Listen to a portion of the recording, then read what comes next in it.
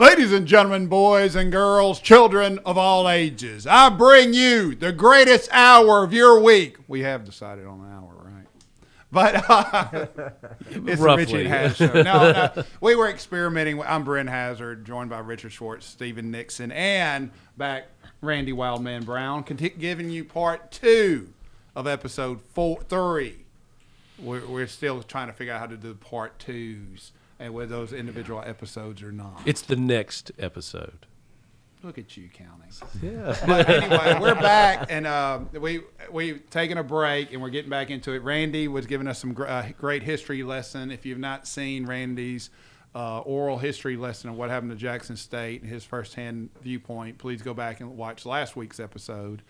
But topic number 1 of this episode is where we left the last episode, is Mississippi segregated? And one of the biggest opponents of that statement, Richard Schwartz. Depends what you define as segregated. What are you defining it as? Merriam-Webster uses. Okay, tell me what it is. I mean, it's a standard definition of separation of two races. Well, wait, let me jump in. No, we're not.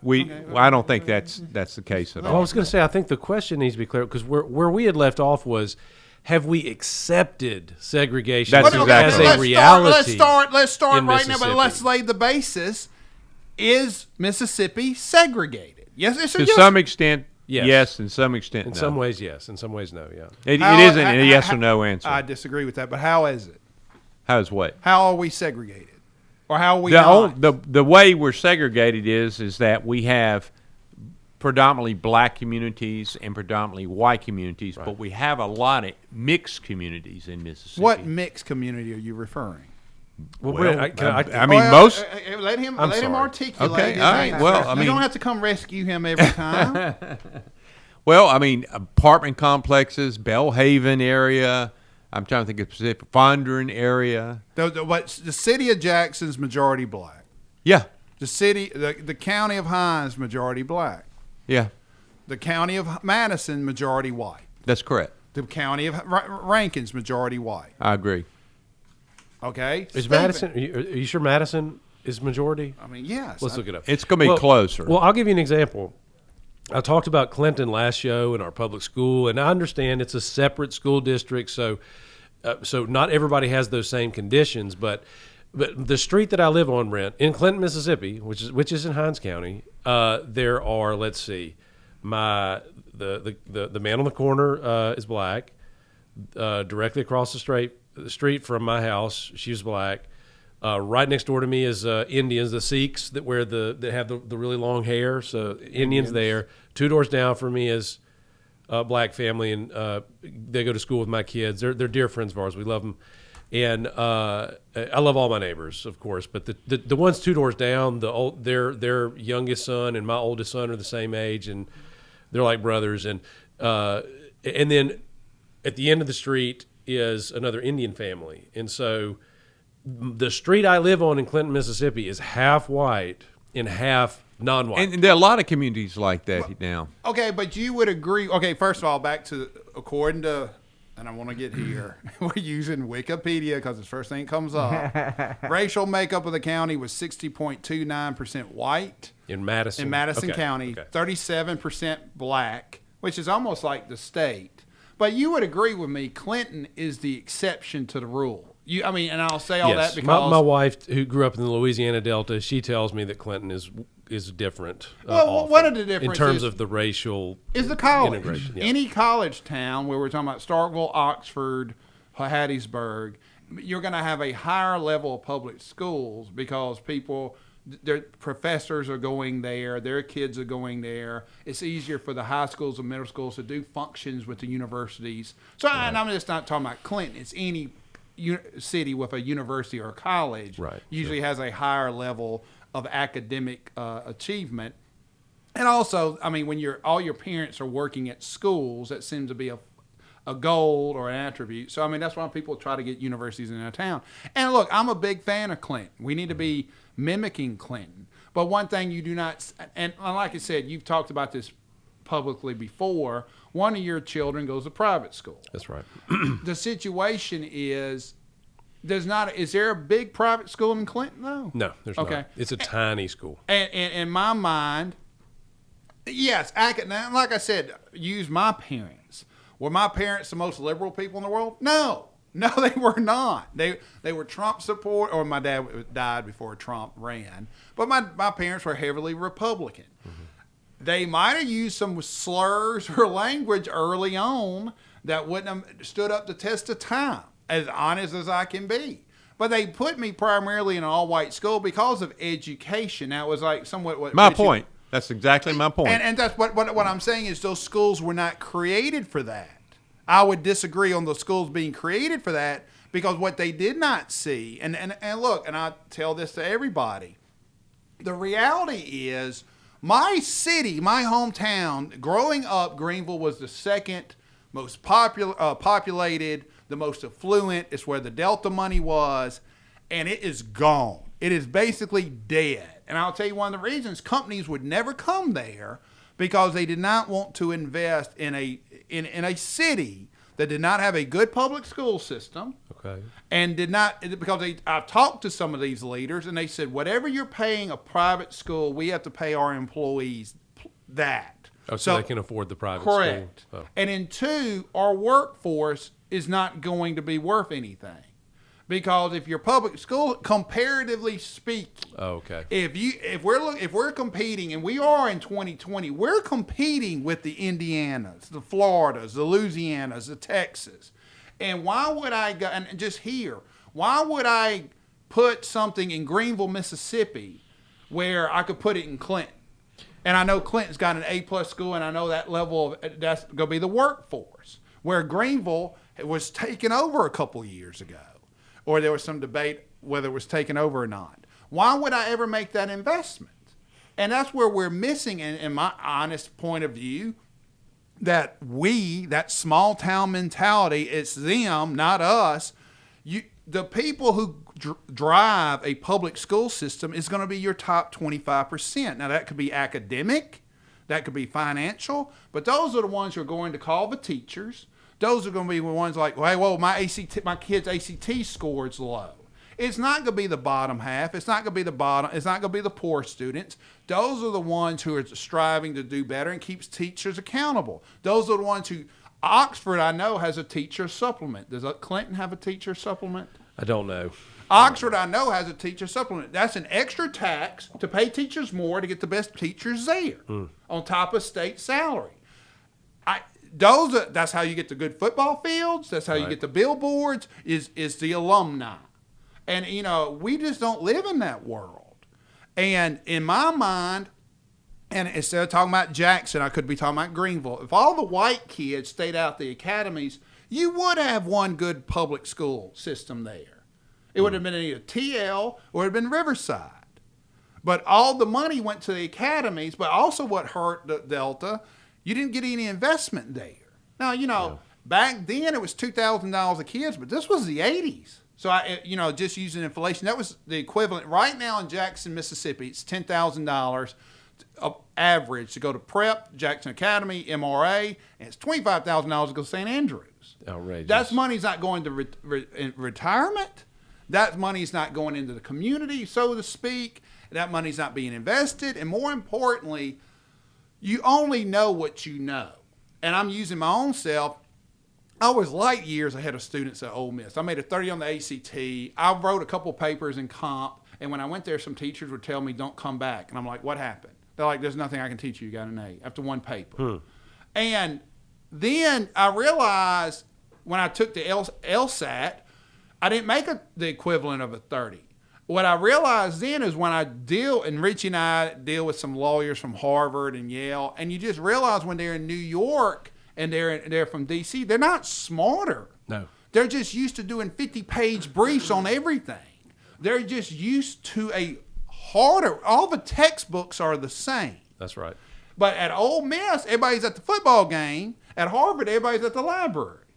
Yeah. So what I'm saying is, if it took me to see that, when I came from Greenville here to Jackson Prep for a basketball camp, I had some friends at Prep who was taking SAT courses. I was like, what the heck's that? Oh, we take courses to practice, say, for the SAT before we take it. I was like, get out of here. We had a little practice test one day at Washington School. Now, when I graduated, St. Andrews was a 24. Washington School was the second school in the state on the average ACT. We had a 21. I understood all that, but I didn't know they were prep courses. Now, the friends I know who went to Harvard, their kids are taking prep courses in 9th grade. They don't get jobs. Right.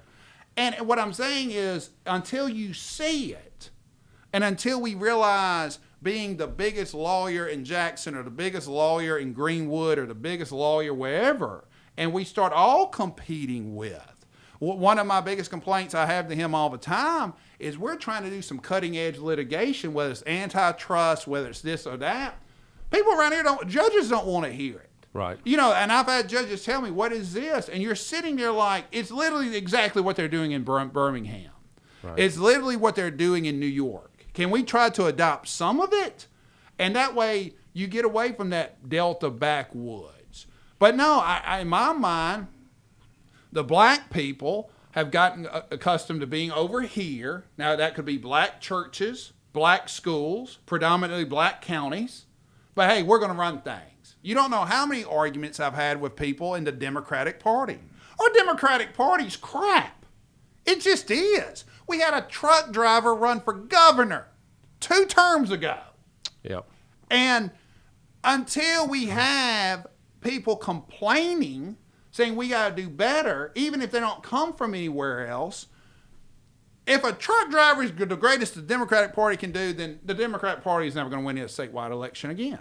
Yeah, but that case was even more telling because I don't even think he spent any money. He just qualified. He didn't vote for himself. He was first on the ballot. That's why. And yeah, he had I remember he had a real normal sounding name, first on the ballot, and it was just a fluke. It was a fluke, right? Well, to be honest, it's hard for a Democrat to win in the state in any post. I mean, our Attorney General did it. Jim Hood did it several times, right. but. Yeah, that's a rarity. But what I'm saying, it is under this. But when you have Hinds County, and y'all tell me, y'all are all educated men, y'all know politics.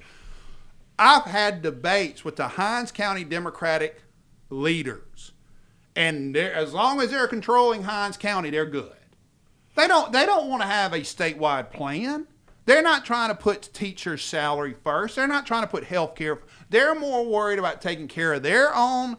And it's the same thing with schools. Until we realize we're competing in a global economy in 2020, until we realize that, hey, come sit at the table with us, or, you know, we all need to have these conversations, we're going to be last. And this is not, when I say a plantation mentality, it's not about black people. I've never seen so many people happy with being fat, stupid, and white people.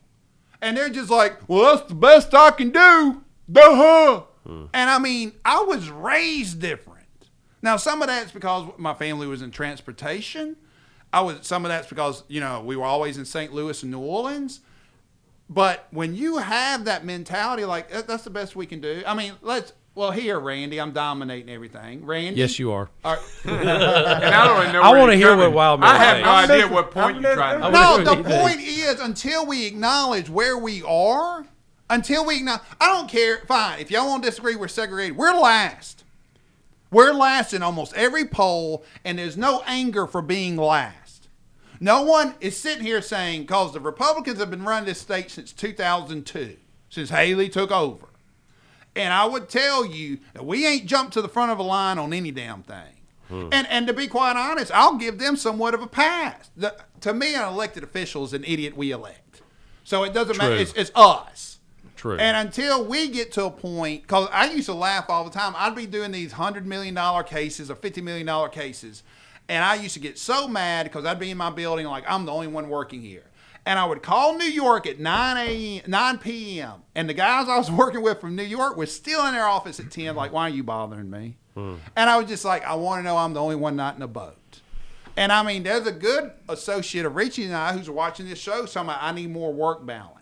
That I work too much. I'm like, no, this is not really about work right now. We're trying to do a video podcast. And I mean, Randy, I don't even know if y'all know this. Randy has been trying to help me in behind on the video stuff and the audio stuff for years. And I mean, to be quite honest, one of the reasons Randy and I have a friendship is because when I was a white boy at WNPR and no one knew me, Randy was giving me shout outs at events long before anybody knew our name, long before we had a number one show at WNPR. But that's what I'm talking about. I've seen what we can do when we come together. I see when we can do, like Randy and I had a polite disagreement whether on the integration schooling, or we were having some back and forth there. But Okay. I mean, it was a polite conversation. So many people are sitting there like, well, I need to stay over here. Well, I need to stay. No, we have to figure out we're all last. But anyway, Randy, are we segregated or not in 2020? Yes, we are segregated in 2020. And the bottom line boils down to this, Brent. In order to get more, you got to want more. So you have to get past complacency. And as Richard had referred to in his statements, it's education. The education that's being provided to Jackson, JPS, man, I said it earlier, and I'll say it again, it sucks. It sucks. I mean, students don't even have laptops, man. They don't have laptops. They don't have the adequate materials necessary to work with. But yet, you can go to the academy, and everything is there. The students are provided everything what the white students are. Okay, let me play devil's advocate. Okay, come on with it. My dad would tell you everything's there because he provided us everything there at the academy. How do you respond? He provided everything at the academy because, as you made mention earlier, it was either you or Richard. When integration came and everything was combined, now when you put all of the white students and black students together, because the black students more or less have been behind on being provided the necessary tools to be exposed to the education that the whites were exposed to, then that caused the system to crash. So they had to create another system. So there is another system that exists that excludes blacks. Now, if you are one of the chosen few per se, then you get a chance to integrate into the white schools. But yet and still, on a majority, you have black students out here who are not being taught the necessary thing that they need to be taught because they don't have the tool that they need to work with. Now, not having the tools they need to work with and not having the necessary support from the community and home front that they need, as I had coming up. I mean, the community, the whole foundation has changed. Okay, let me stop you there, and I'm going to go over to Stephen. Okay. Stephen, what percentage of your success? Because you're one of the best attorneys. You've been appointed as judge. In my opinion, you're one of the best real estate attorneys in the metro area. Like I said, I plan on using you. What percentage of that is what you learned from school, and what percentage of that is what you learned from home? Right, and and I'm glad you asked that question because that was one of the questions I was going to ask as a follow up. Is yes,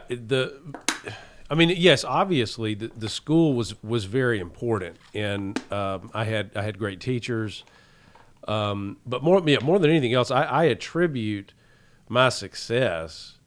The majority of it I contribute to my family, to my home, If you just had to give us a percentage. The support structure, I'd say it's maybe 80-20, 75-25, something like that. Mm-hmm. Richie, you're truly, and I hate to say this, you're truly one of the most successful plaintiffs attorneys to ever be in the state. Mm-hmm. What percentage do you give to your upbringing, your parents, and what percentage? 80% upbringing. I worked every day of my life since I was 5 years old, and it's definitely upbringing. And I would disagree with both of them. Really? I would say 95, 99% upbringing. And this is where I'm – because, look, my parents raised me to run my own company. That's what we have 3 children in the Hazard family. The situation is, my sister's a stay-at-home mother. up in Little Rock. My brother has a master's degree, and he's a preacher up in Nashville. We all achieve success to the levels where we want to achieve them. But we were always going to be the hardest working family. You don't know how many times my dad used to say, my grandmother owned an antique store, and she would come home and go, get your ass out there. Randy Brown brought that big table, something from your grandmother, and needs some help. And I'm like, Dad, Randy's got sons. And drop of a hat, he turned around and said, did I ask you for the family history of the Randy Brown family? Or do you want to go move your ass? And I move my ass. And what I'm saying, and let me say this, Randy has done, one of the reasons Randy is here is he came up to me when he was at WNPR. I didn't really know who he is. He just kept on screaming sock it to me. But he goes, I'm trying to start this thing called Doggone Dishing. It's from my neighborhood, and it's really gone on some hard times. You help it. And, of course, at WNPR, Richie and I got hit for money all the time. And usually you write the check, and then, you maybe get invited to a church or something, but you never saw any results. So he asked me to come out there, and I went out there, and he was trying to set some things up. And then, I kept on going out there every year. The 5th year, I was so dumbfounded by what you and Janice had done. It grew so fast. Yeah. Unbelievable. You got the city involved. So, any comments here, I truly respect this man and what he's done. And, Randy, before we go off any further, if people want to donate to Doggone Dishing and you go on a tangent on me, we're fighting. How do people donate? People can donate by visiting our website. My website, matter of fact, randywildmanbrown.com. And when you visit the website, randywildmanbrown.com, you will see the donate button. And please hit the donate button and make your contribution. But there's information on the site that tells you exactly what the Doggone Dishing Festival is all about. And as I mentioned in the last series, this was our 10th year, but due to the constraints placed upon us by COVID-19, we were just only able to focus upon the main concern of what the Doggone Dishing Festival is all about, and that is trying to help some student in our area, or we invite others to visit from outside of the area, because as we continue to grow, we want to continue to share as much as we possibly can with each and every student that comes through, because one thing for sure, when it's gone, it's gone. However, that doesn't stop us from continuing to reach out and try to get the assistance that we need to help that child that is less fortunate than the other, because as we're talking about here, it's all about helping that child and being in the black community. As you mentioned, you said 99% support comes from the family. Okay. Let me stop you there. Now that you've taken a 30-second commercial, made it 5 minutes. Let's get back to the question. Thank God you work in radio. No. I laid down that foundation because I'm coming. Come on. You said the words chose, that my family was chosen to get those assets. Raymond Hazard coming through me here today would tell you ain't nothing but a choice about that, except I chose to work 12 hours a day for 7 days a week. And that unless you have that work product, there's nothing. That institutions didn't teach my kids anything. I want to say one thing. I speak to a lot of schools and about goal setting. Can you respond? Huh? I just laid that foundation for that response, and you're just going to steal it and. Well, I want to give you my results. Everything's not about you. I just laid it out that the white man is telling the black man. But I want to give my results. Just wait till he gets there. Can I literally just get his response? Okay. I put 10 minutes in laying that foundation. I didn't know it was the same thing. I can't follow you. You're sitting there going, It one did have to take call, that long. one call, one call. Is it me? No, it's not you. So can I get his response? What is the question? I can't follow you. Did you follow me? You were coming back around to ask me. You said it wasn't a choice. It wasn't a choice that your father. You said that the select few were chosen to go to academies. Right. And my dad would have responded that no one chose us to go to academies. And what my success is 12 hours of. Look, my dad was a alcoholic, workaholic, womanizer. Loved him to death, but I'm not gonna make him a saint. Okay. And that all the demons that anybody has, he had every one. and that he still came home because one time when my brother and I, my mom would not, she would beat us. You want me to stop? No, keep going. No, I mean, if you know. But when she would beat us, he would come home and he would lay that belt on us. And one time I told him, I said, Dad, you don't love us beating us like that. He said, boy, if I didn't love you, I wouldn't come home. And what I'm saying is, if you don't have that, there's no institution going to give you that.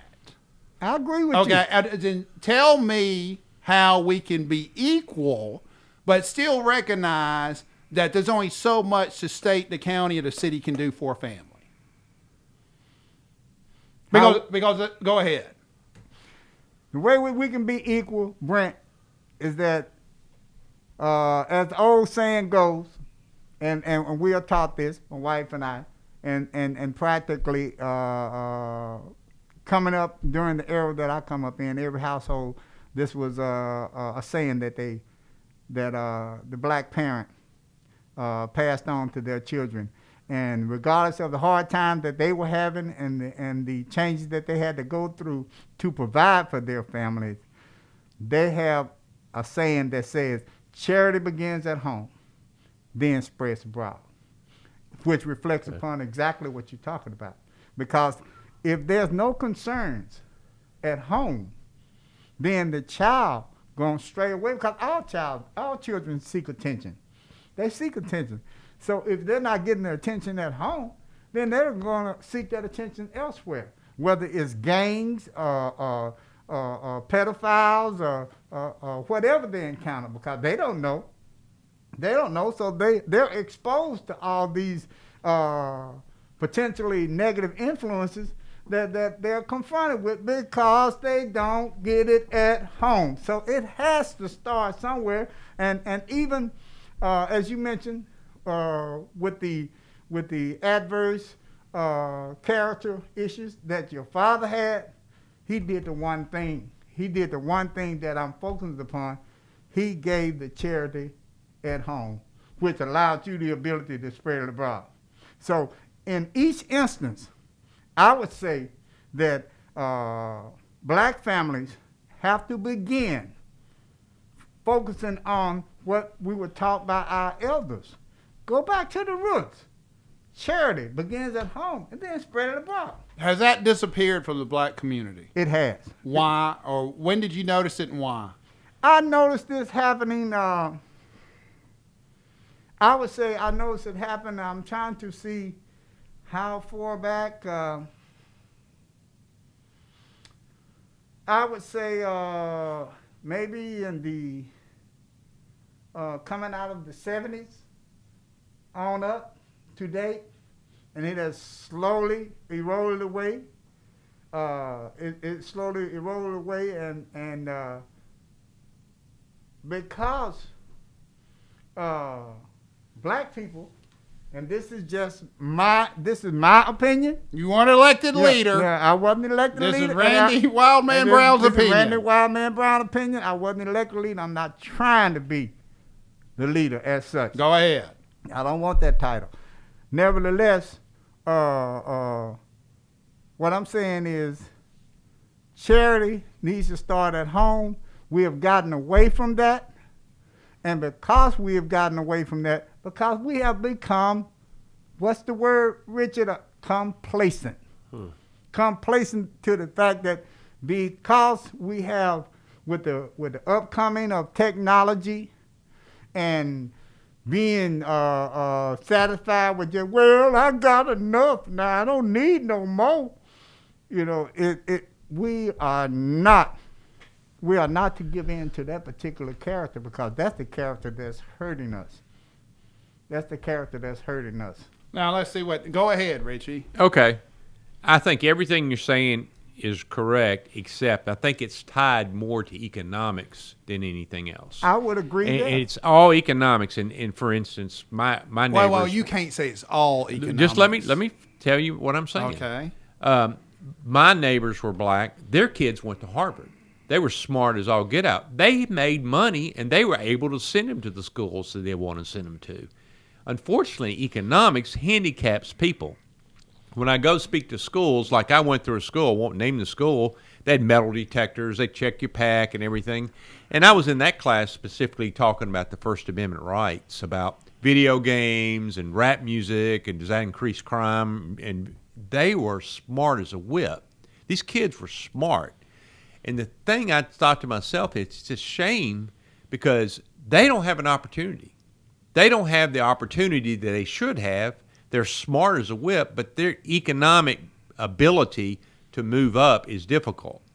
So if the economics change, education changes, the family dynamic changes, people need jobs. You're sitting in a home not doing anything, you're not going to be teaching necessarily as well as you would if you were a family that had jobs and work and teach their children to work. And so as a result, I think economics is very important. And, of course, I went to Venezuela, and as you well know, and the economics are terrible you there. Want to tell them that story? Yeah, sure. I mean, I went to Venezuela. I was Whoa. About you and me. I really don't care about you. Oh, don't look at me like What are you that. talking about? This gentleman came to me one time and said, good news, we're going to Venezuela. I said, nope. And he goes, nope, we're going to Venezuela. I Googled Venezuela. It was the 6th poorest country in the world. It is. And you said, that's going to be one of the new litigation fronts, and we're going.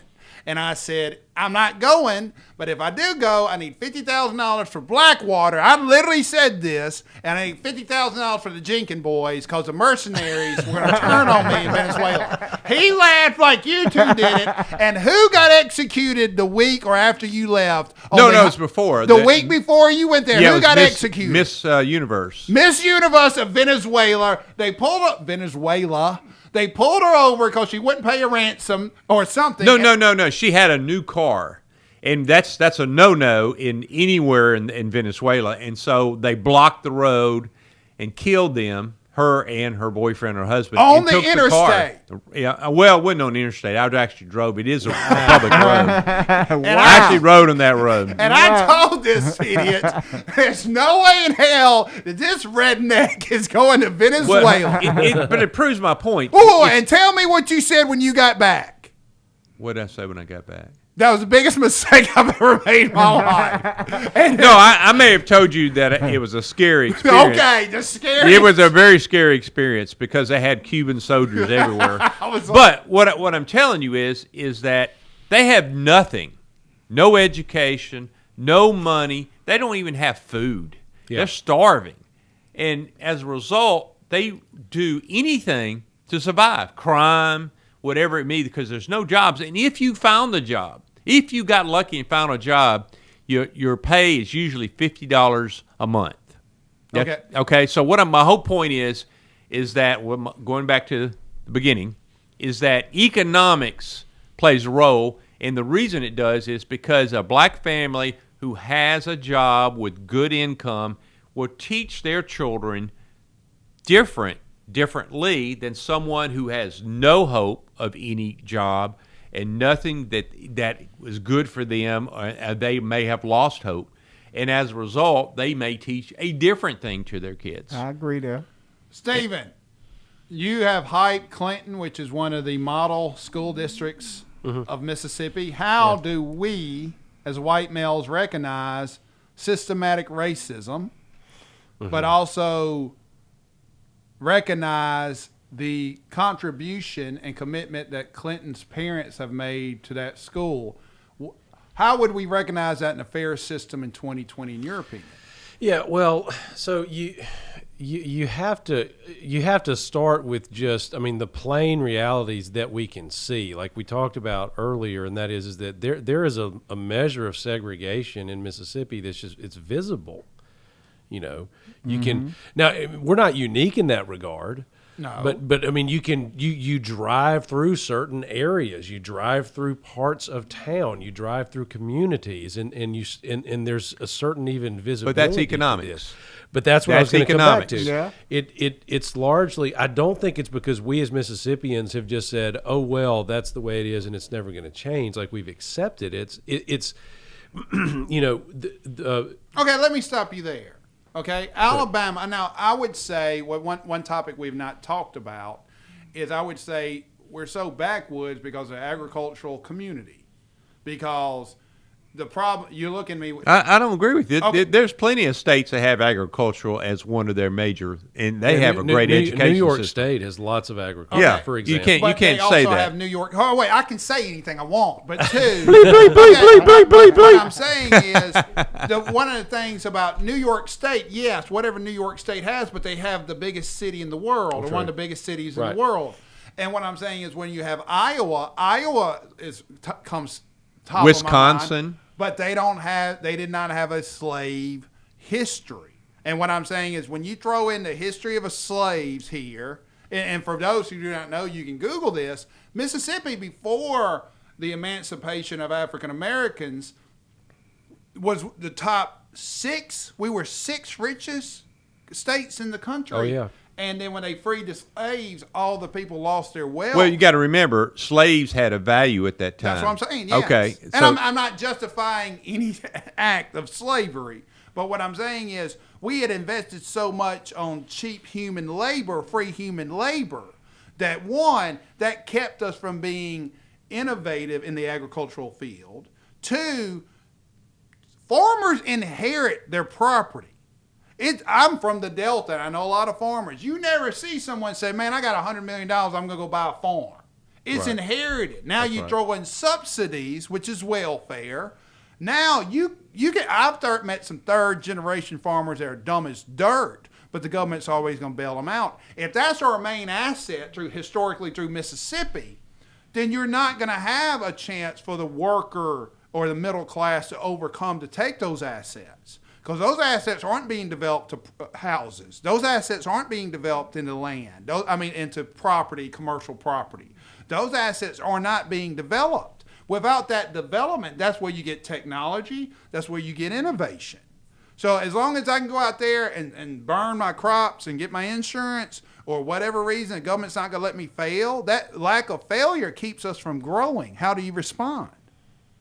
Well, the reason they do that is because they don't want to have a glut on pricing of goods, which is very good economics, but that's because you have to make a profit when you grow crops. You don't have to make a profit. You have to make a Whoa, profit. whoa, whoa, Why whoa. would you do it otherwise? Oh, wait. The towboat industry, my family's fortune, didn't make a profit. No one bailed us out.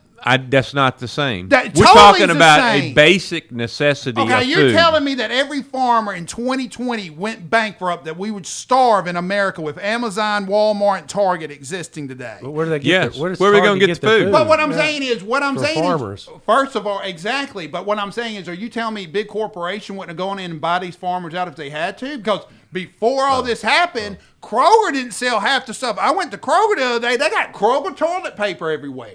Yeah, but you can't. But the farming, that's a real glaring example of the generational wealth gap, and that's one of the big problems. And you hear this talked about with a lot of thinkers on racial issues, and that is when you start talking about inheritance or the likelihood of an Correct. inheritance. But I think you should exclude farming. Farming I think that's a separate.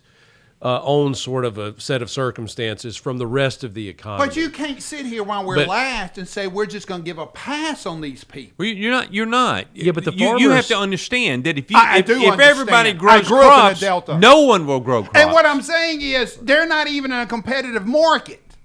You're talking about, I've heard this all my life, that, you don't understand what it takes. Yeah, I do. I understand if my law firm fails today, and we could always sit there and play, well, if every lawyer went bankrupt. And when you can sit there and shake your head, but you're not comparing apples to apples. Okay, tell me if the Mississippi farmer goes bankrupt, the people in Arkansas are going to go bankrupt? The people in Louisiana? It is literally apples to apples. If every farmer goes bankrupt, then we're in big trouble. And every Yes. farm, and give me one point in history where every farmer has gone bankrupt.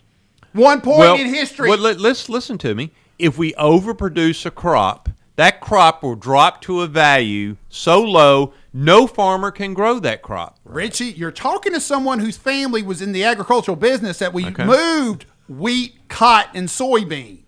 Okay. So when you tell me to listen to you about the agricultural business, I grew up in it. Okay. I've actually Well, then you should know. fields. And what I'm telling you is, there are many countries that don't subsidize their farmers that they still eat.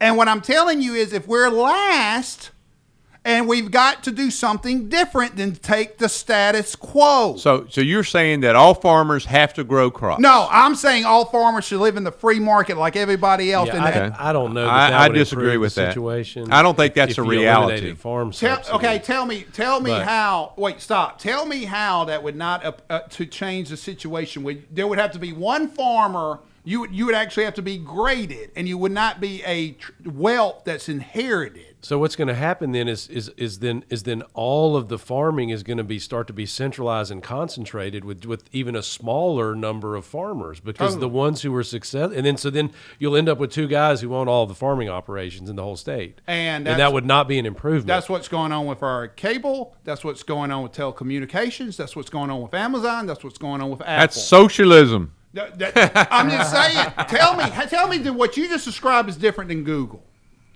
Tell me if that's how different. It's a necessity. Food is a necessity. Once Google again- is not. Once again, you can argue whether the internet's a necessity or not, and you can argue economy all you want. But what I'm saying is either supply and demand works or it does not. Well, no, at some point Google becomes a monopoly and it has to be busted up. It will be. And we're nowhere near that with farmers. We're nowhere near that. So why, if we're talking about distribution of wealth, and we do not recognize that these individuals acquired this wealth on systematic racism, and I'm not saying take it away, I'm not saying tax, I'm saying they're going to have to produce this myth of where Iowa would disappear. Do y'all know what our corn subsidies are right now? Wait a minute. There are black farms too. And you know You- what? you know I what? would treat them the same way I would treat the white ones. But I don't want you I to don't say care. it's all racial, because it's not. But what I'm saying, the majority of, are you telling me the majority of farmers in Mississippi, or the current generation of In farmers the Delta, they were predominantly white, but I'm not throughout talking the about, are you state, saying the predominant farmers in Mississippi used or did not use slaves? no one living today uses They are slaves. descendants of people who benefited from slaves. Yes or no? Yes. Well, yeah. Some of them are. Some of them And are. I'm not even talking about going back to that, but what I'm saying is until we can compete, because these people in the Delta are the ones who will scream about the black man getting welfare while they wait on their government subsidy.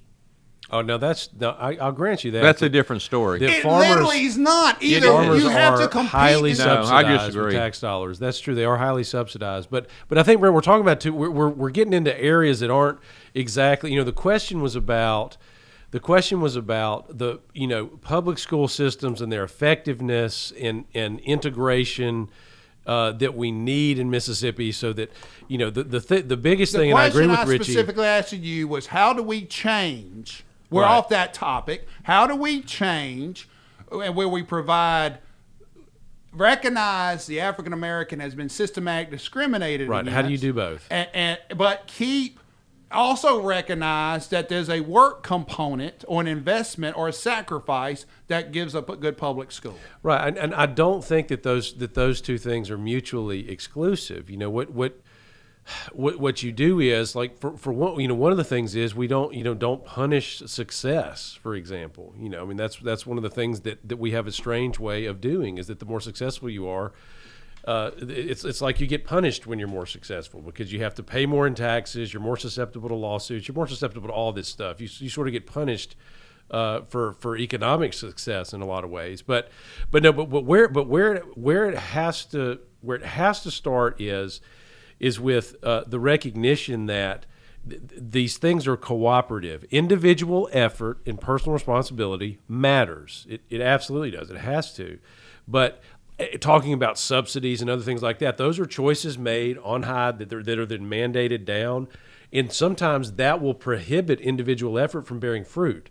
And so we have to figure out a way to get those systems to work together to make it where you have communities that are fully integrated, where you don't, where you can look at it and say it's not racial, it's just economic. Here's a community, all of the races had the same basic sort of opportunities to succeed, and these various individuals from the various races made choices on an individual level and succeeded. But but the systemic part, a lot of that's generational wealth. Some of it is culture and a view of education that we talked about, how most of that comes from the home.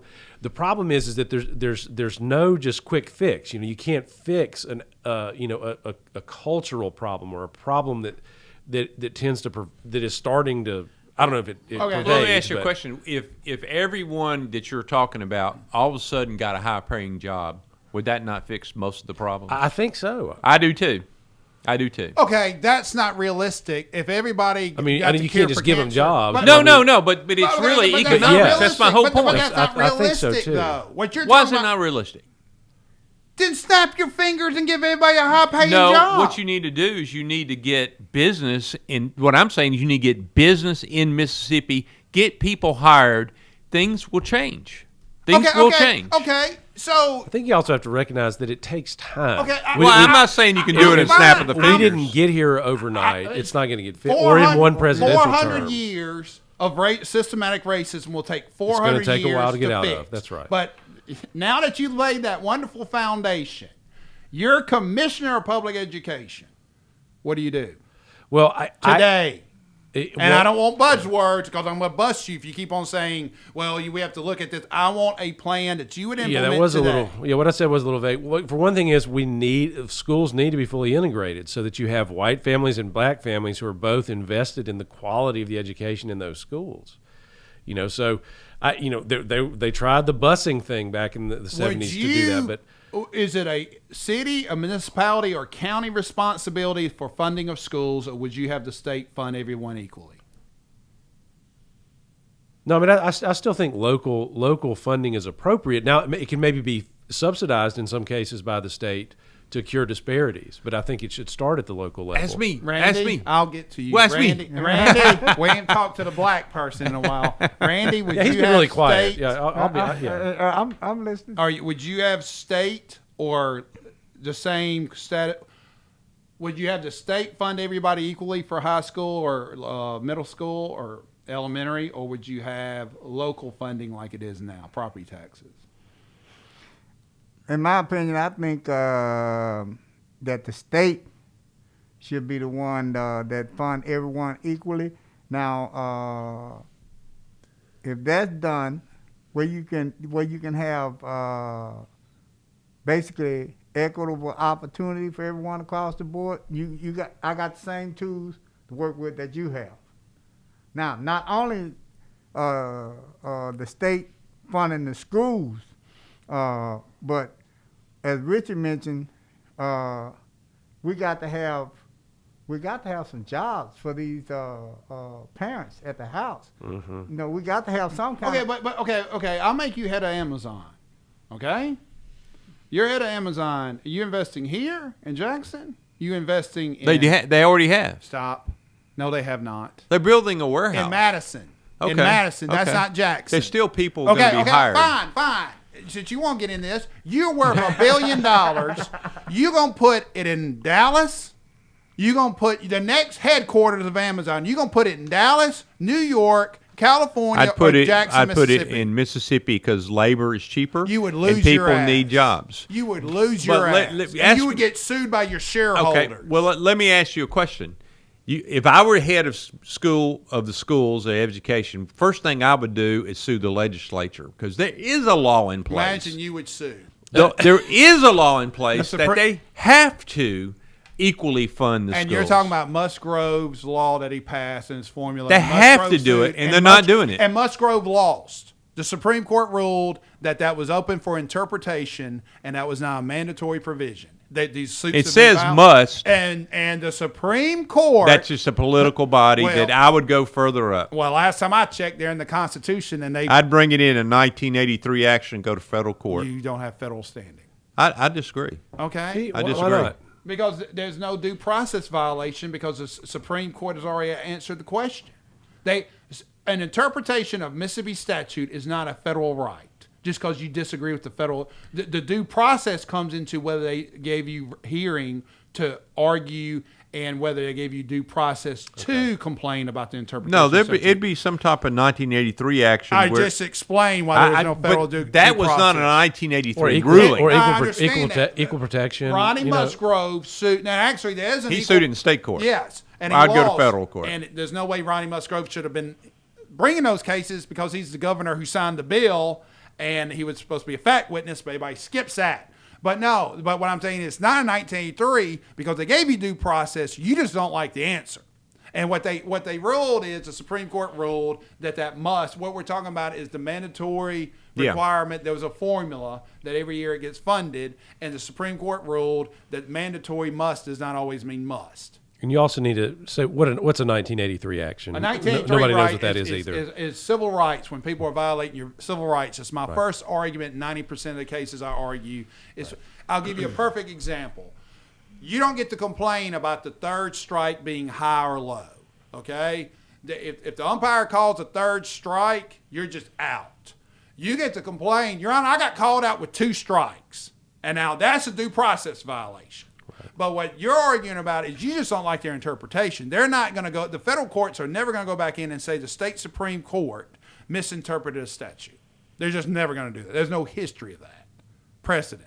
I mean, you have to get it to a federal issue. You'd have to get it to equal protection or something and like what that. I'm saying is even then, now there's a pending case. But the problem with equal is so far the federal courts have said that still that state-funded education is not a right. No, right? no, I mean, no. They've still, Fifth Circuit has overturned that. Have they Fifth now? Circuit, there was a Okay. case. or it's where not a fundamental right. I mean, a black woman moved from Jackson or Madison to Jackson Yeah. and sued that her children did not have the rights. Of course, here's the irony of irony. My understanding is the children have graduated. Oh. But it's still pending. So it's moot, But no, well, the Fifth Circuit's reversed it. Okay. And sent it back to trial saying she stated a claim. because that was one of the problems with equal protection at the federal level with state educational issues is it fell back on, if I'm remembering that correctly, that, well, publicly funded education is not a fundamental right. So the burden or the standard the state can have to infringe upon that or to not supply it was a lesser burden, and so that's how they got away from that. But Now we're going to wrap up. We haven't played the game in a while. I don't know if I've played the game with you guys. We have some questions we always ask our guests, Randy. Where I'm going to ask Richie and Stephen the same questions, and I don't need explanations, gentlemen. Randy, Michael Jackson or Prince? Michael Jackson.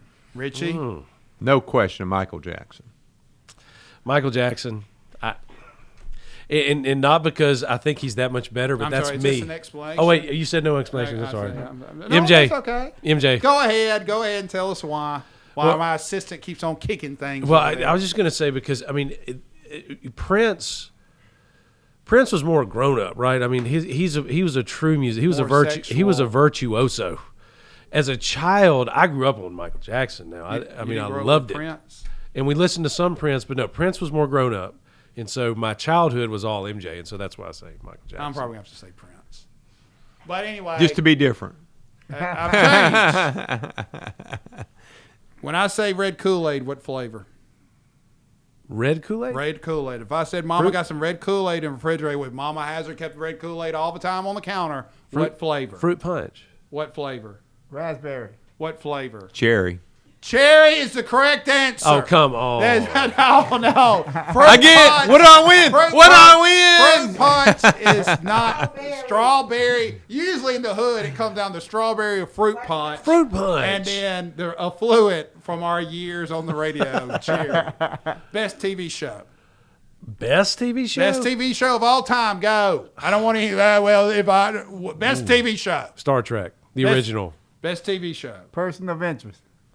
What? What is that? Person of interest, What the man. hell is that? That got you. Of all time? Person of interest. To me, What show? What channel is that on? Is that current? I don't know if it's current yet, but Is it a black thing I'm missing? no, that's a personal thing. Okay. Best TV show of all time. Andy Griffith. Oh. He's heard me. He's heard me answer this. No, I You haven't. heard me answer this before, but if he's going Andy, man, he stole my answer. He's heard me answer this. But I'm going to go best movie of all time, Steven. Best movie of all time? What do you Comedy request? or what? Best movie of all time. You got one movie to recommend to the aliens, and you got to pick one. Best movie of all time. Monty Python and the Holy Grail. Best movie. Wow. Denzel Washington, Magnificent Seven. Oh, The Magnificent Seven. Yeah. Okay, first of all, you start off with an actor, but I mean, the remake wasn't as good as the original. And that's I don't know. That ain't not even Denzel's best movie. His best movie, No. his best movie is Training Day. No, No, Man on Fire is the real deal. The best movie's Training Day. Best movie of all time, Stephen Nixon. Man, this is hard. I Braveheart.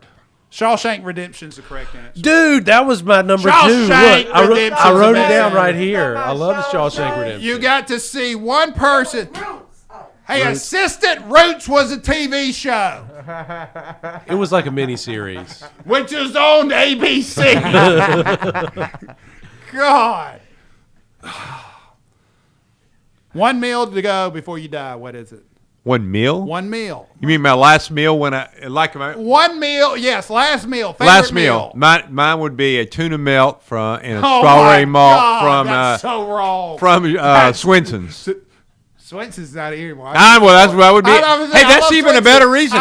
I'll wait till you find a Swenson's. Swenson's had some great milkshakes, but that's the wrong answer. Last meal, favorite meal, whatever. One meal. Yeah, I get it. It's that 10-inch fillet that they do at Bravo with the potato pave thing with it, and No, he went fancy. I didn't know redneck could go fancy, but okay. filet mignon. Last meal. I have to go with the T-bone. T-bone. I have to go with the Y'all are T-bone. so losing this game. Best meal: Mama Hazzard's roast beef, mashed potatoes, mac and cheese, homemade rolls, and some sweet tea. Because I don't care about carbs if it looks. Go ahead, Brent. Go ahead. There No we greens. Go. With dessert. Oh, Mama always gonna have cake. There you go. But no, wait. I'm Cake. not a huge dessert fan. I'm gonna be eating that roast That's beef and right. rolls. That's and then right. at 10 o'clock at night, I'm gonna be hitting it again on the microwave, and then get up at 4 and hit it again. That's why I'm having to starve myself right now to drop it. Last question: if you could see one person, I'm gonna come back to you because it's gonna kill you, and you and I don't care. Yeah. This gonna kill you. The- One person in concert. You could go to in one concert. concert of all time, living or dead. James Brown. Ooh, that's solid. That's solid. Go ahead, Randy. One person. I have to ride with Richard on that, James Brown. You're not really bringing a lot of originality to this. I'm not gonna- Well, no, but man, look here. He used to come to the College Park Auditorium over there at Prentice and Lynch Street. wait. You seen James Brown live? Live at the College Park Auditorium. Let me tell you something. The man off the chain. Okay. Hardest working man in show Hard business. working man in show business. Okay. And And now BJSU I love. okay. Now here's the deal. It can be a band or a person. This is so hard, man. But Jimi Hendrix. Oh, that's a good wow. one. Yeah. I'm a guitar player. That's a good one. Jimi Hendrix. Actually, I hate to give him credit. He's an amazing guitar player, and he's on SoundCloud. He Easy. can actually Amazing sing. is maybe. But the correct answer is Young Elvis. I'm just gonna go ahead and say Not the fat Elvis. Not Yeah. Fat Young Elvis. Young Elvis is the correct answer. Not the Vegas Elvis. Not Vegas Elvis. Not the pill-taking Elvis. Followed closely by the Rolling Stones. Yes. Okay. By- The Rolling Stones would be my second. Well, anyway, we had to. Tina still Turner. alive. That would be a good Yeah, Tina I had to Turner. tell my young people working that Tina was not dead. You know my okay. Look, who's your favorite female singer of all time? Mine is oh gosh, what? Aretha Franklin. No, Aretha Franklin's good. It's not. It's Yeah, she's a little bit better God than dang, good. I just Best had her name and I females. can't remember. What's she? What's look your like? female? I'll think of it in a minute. She sings like Alfie. Do you know the What? way to San Jose? Dionne Warwick. Dionne I couldn't remember her What name. year are you going there? She's my favorite female. My favorite singer. female vocalist. It's my friend Shelley Fairchild. Shut up. I'm serious. She's a great local singer, Well, but you she's in can't put Nashville. her above Whitney Houston. You can't put her above. Yes, I can. Don't tell me what I can. Don't tell me what I can and can't do, Brent. You're right. Shelley Best Fairchild. female singer. I have to go with the Queen Aretha. Oh, yeah, That's She's good. That's I a have good to go one. with the Queen Aretha. Do I go Aretha? Are we talking pure singing, or you talking like the whole package? The whole package, obviously. Whitney was the real deal. If I'm going whole package and I'm not a huge fan, I'm going Beyonce. Whole package? Because Aretha didn't do anything like Beyonce. Her shows are worth the price of admission. But she can't sing. Beyonce can sing. Beyonce can sing. I She think may you're put on missing a the show. point, Richie. With Brent's not worried about whether Beyonce's singing or not. I'm just saying, for the total if I'm going pure singer, it comes down to Aretha or Whitney. But if I'm going, probably Aretha because she had a longer There were run. so many. Look. Yeah, Etta James. There's so many great female vocalists. Ella Fitzgerald was. I mean, Oh, yeah, we're, you're right. We're Etta James. living in 2020. You're right, That's but- the problem. but Here's the problem with today's modern artists, as you know. You don't know how many of them can just walk up and said, I just need a mic. And I've seen some of those people. I'm sure y'all have too, where especially Randy, where you have people getting help with some computers or production. Yeah, man. You grab that mic, and when you grab that mic, and it's just you, and you're like, "That's magic, baby." Yeah. You can't. That's God given there. But that's going to conclude our second part of this interesting episode. It was a little bit different than what we've been doing. This is what we're trying to do: is trying to have the awkward conversations. I'm glad that everybody witnessed I've won. But with that was a joke. Y'all feel free to laugh. I mean, I didn't know y'all were just sitting in silence about. I didn't get it. Well, Stephen, if people What did he call win? you- Stephen said he didn't get it. excuse me. Someone asked me. Well, I'm not going to get up. I have a championship belt over there that I won. But Stephen, if people want to contact you, how do they contact you, sir? Okay, my number is 601-925-4700. I do real estate chancery work. And what is your name of your firm? My firm is Milner and Nixon PLLC. And Randy Brown. If people want to watch you, listen to your show, how do they do that? And people may listen to my show every Tuesday night from 10 p.m. to 2 a.m., where I have the midnight roll call. I call names for practically an entire hour.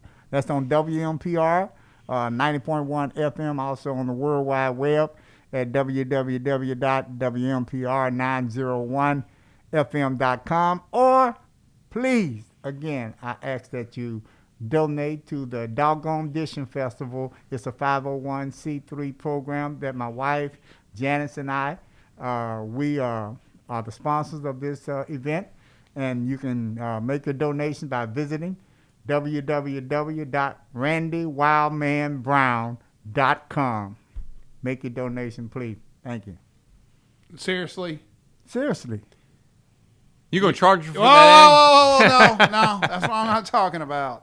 As many times as you said it in lunch or at a court hearing, you're not going to say it now. you got I'm talking to you, baby. Richie, how do people get hold of you? I'm at 601-9 and all 8 Schwartz & Associates Law Firm. If you get injured, we're there to help you. And I'm Brent Hazard at Hazard Law, 601-977-5253. Go to my website, hazard.law. Thank you for tuning in. We'll see y'all next week. Thank you. Reaching up.